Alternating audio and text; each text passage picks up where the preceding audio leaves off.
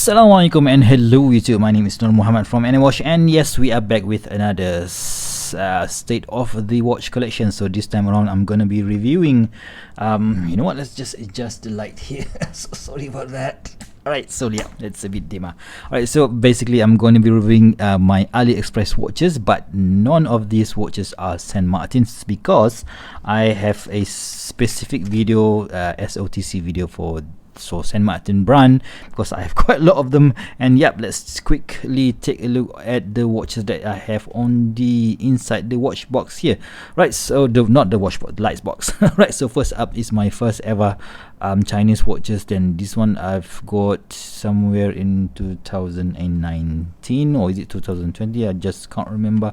So this is a gift from my wife. Right, so this one is a Carnival Tritium watch. Right, so they no longer sell this particular piece, so obviously when you look at it, you know that it is an homage of a certain I just can't remember what's the modern name of that particular piece from Luminox, but it is, I think that the watch is a whole lot bigger than this one. 40 millimeters in diameter, 10 millimeters in, or is it 11 millimeters in thickness, 20 millimeters long width, and this ring, this outer bezel here is basically a ceramic. Right, so the unique selling point of this particular piece is that it has an actual tritium tube, and it has a ronda quartz movement. Right, so they no longer sell this particular model, or basically they still sell this particular model, but without the tritium tubes.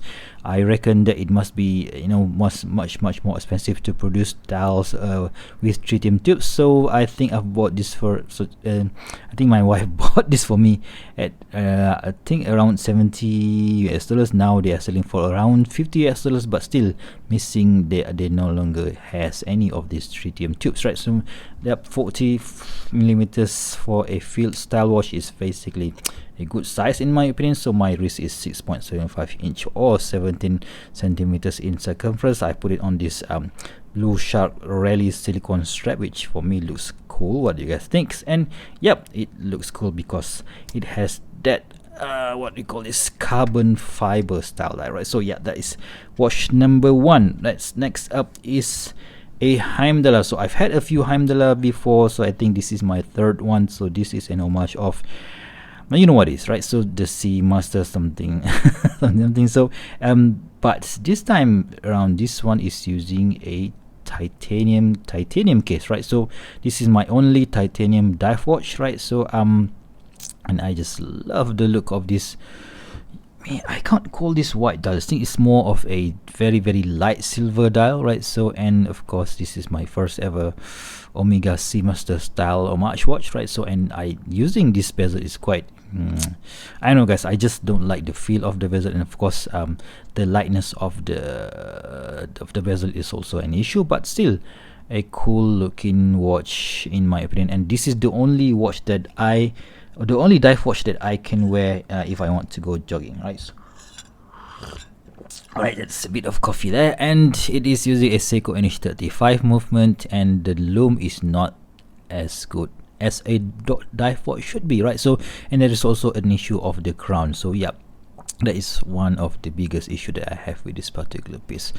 Right, so 42 millimeters in diameter, 13 mil thick, 20 millimeters long width. I think float tool is about 48 or 49, and yeah, it is very a lightweight watch. And it came on the bracelet, the tapered mesh bracelet, but I've put it on this excellent vintage looking FKM rubber strap, and I think that looks cool. Right, so that is watch number 3. Let's go to another AliExpress brand, which is a Seestern. Right, so I've had I think this is my first, is it second? Yeah, this is my first ever Seestern watch, the 62 mass homage. Right, after that I've bought the Dox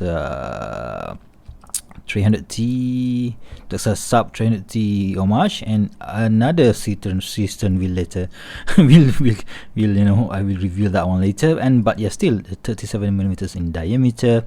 The shape itself, it really mimics the vintage 62 mask, and I just love that, what do you call this, it's not sunburst style, what do you call this, it's lighter in the middle of the duck, and it's darker at the outer side of the dial. So yeah, that is, you know, a unique feature that even Seiko doesn't produce himself, right? So I just love this smaller dive watches case, and I don't know guys, it looks cool in my opinion, right? So the only downside of this particular piece is that the crown, so sometimes when I engage the crown and when I push it to start the second hand, it does not engage. So I have no idea how to solve that issue, but yeah, still, other than that, a cool looking watch. And of course, having a Seestern means that you will have a loom dead wheel, which is, you know, a unique feature in my opinion. But yeah, still, if you guys have an issue with your crown, so please do let me know in the comment section below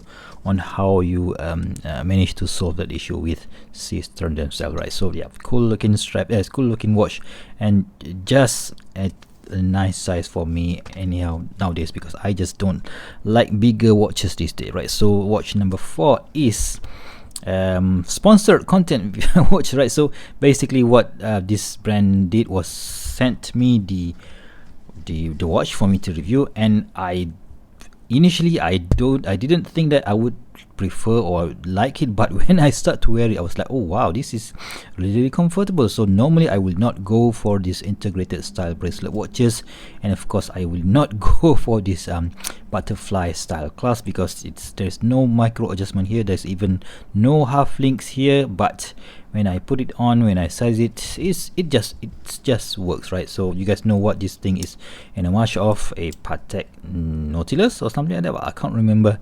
But yeah, still, I think this is about 39 or was it 38 mil in diameter, so that is what makes it much more comfortable compared to the other style of watches in this style of design. This one is using the Miyota 8215 movement, of course no hacking whatsoever, but still, for under $70 this is such a bargain in my opinion, right? So next is another few watches that the maker sent me. This is the Cadisen 8285, I think. I just can't remember I might be wrong there, but yeah, still, this is a this one is a dress watch, an homage of a certain dress watch from the Rolex brand, and this is my first ever watch with this fluted style bezel. And check out the dial, guys. I just love that dial. It looks like a meteorite style dial, but it is not meteorite, but it is fashioned to look like that. And of course the day wheel and the date wheel, yeah, the arrangement of this dial is I just love these two. Date and day wheel is awesome in my opinion, and I just can't wear it because it just feels a bit too big and it's a bit too flashy, just not my cup of tea. And of course it came with this excellent president style bracelet with a butterfly clasp. Again, why do we need to use this on the butterfly clasp, right? So anyways, let's just put it on the wrist and see how it looks like, right? So one more thing that I didn't really like about this particular watch is that it has a 22mm lug width, so that's a bit too big for me, but luckily the taper is quite huge, 22 to 18, so that is okay, not that bad. And this one is featuring a Miyota 8235, a hacking movement, which is quite cool, right? So next up from Cadisen is again, of course, another sponsored watch. Thank you very much, Cadisen, for sending me these two watches to review. And this is the C8200. They claim that this is an original design by them, so they have used a Germany designer, they say. So yep, it is of course not a homage of a certain particular brand or particular model, but rather a mishmash of a few different design altogether. So you see that horizontal line there in the middle, and this green dial is beautiful, right? So the only issue for me that I have with this particular watch is that this first link, right, it just protrudes way too, way too far from the case to make it sit comfortably on my wrist. And even though it has this 20mm lug width, trust me guys, it will not look good if you take it off from the bracelet. So moving on to the bracelet, the links are way too big, and this angular links are really sometimes it's really sharp, and again there's no half link, making getting a nice fit on the watch is quite difficult to do, right? So Miyota 8215 movement, non-hacking, and yep, this is, although this is a 40mm watch, but because of that long, very long first link, it just looks way too big on my wrist, right? So yeah, not for me, but maybe for you guys, if you guys have much bigger wrist size than mine, right? So next up is another watch that was sent in to me by another brand. So this is the Baltany. I can't remember the model name for this particular piece, but I call it the bubble back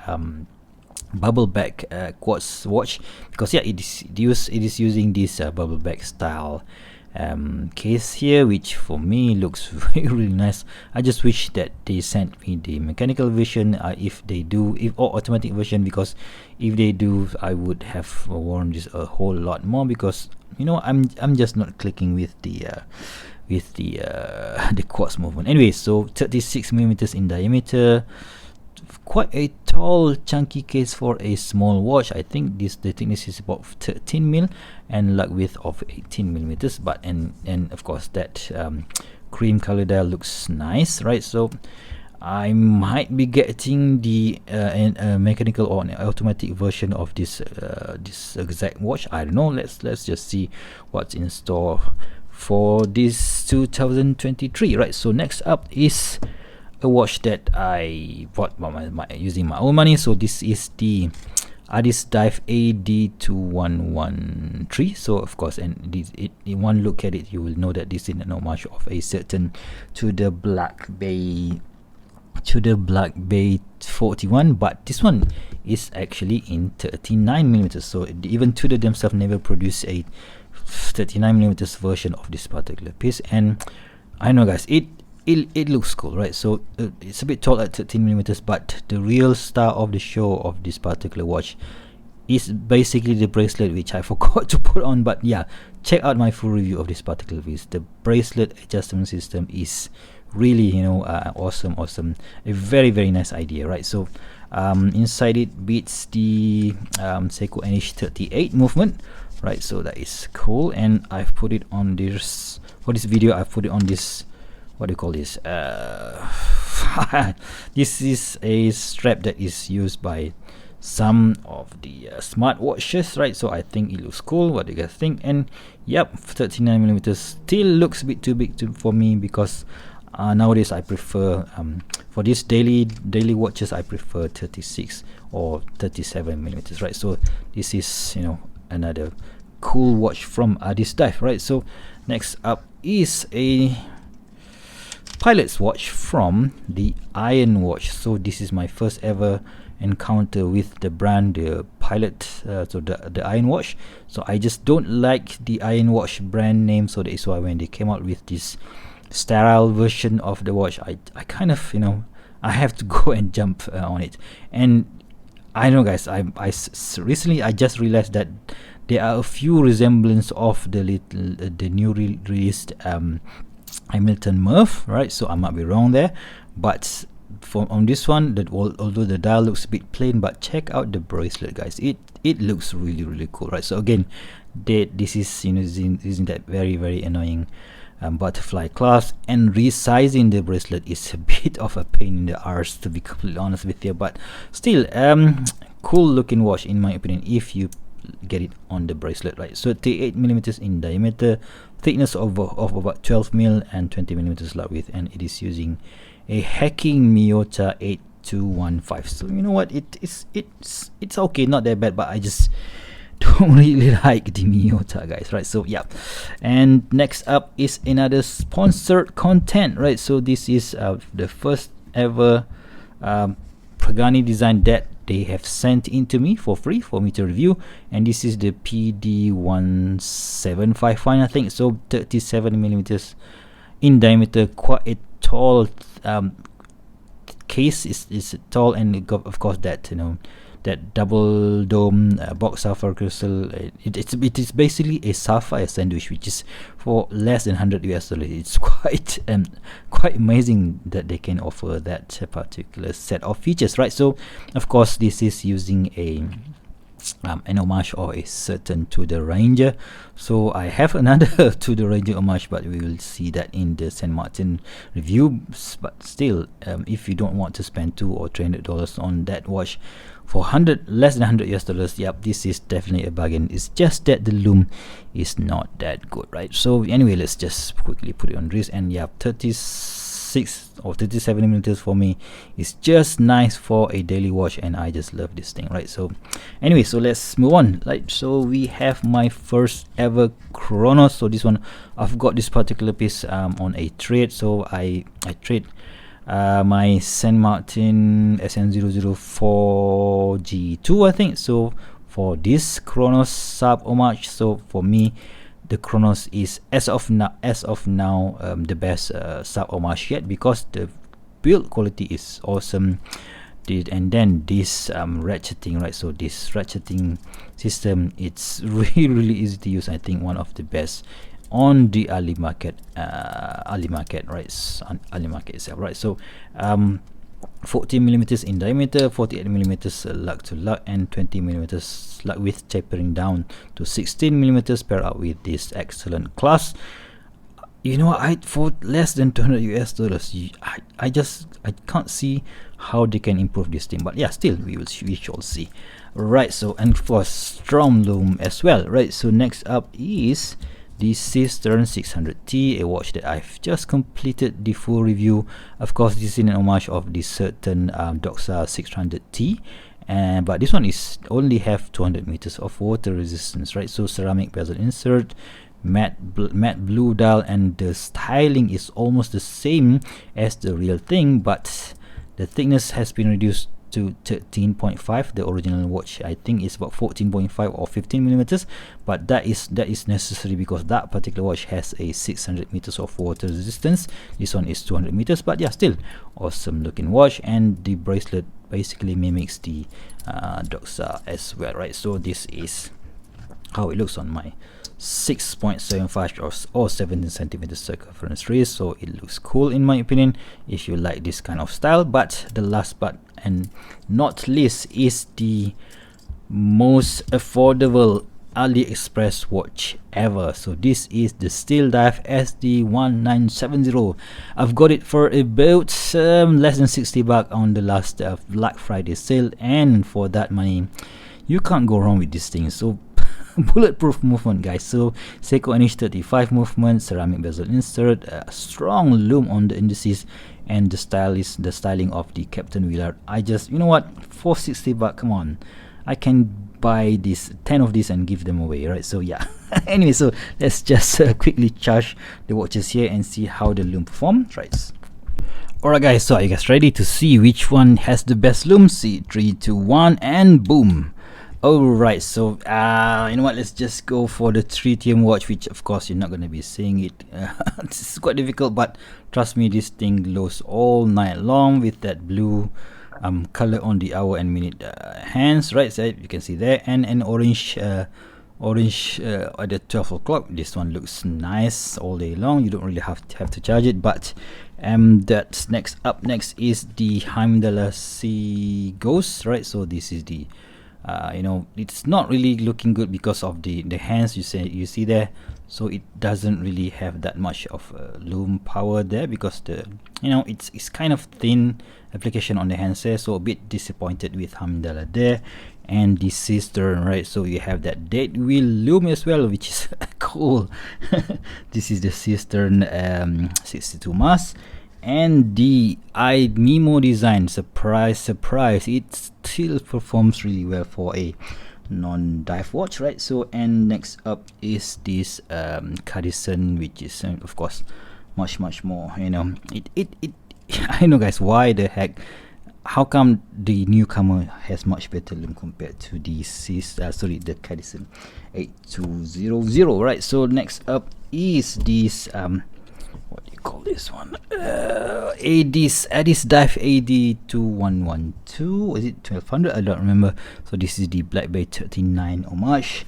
And next up is this pilot watch from Ironwatch, and that looks cool in my opinion. So of course it is not that strong because it is a pilot's watch.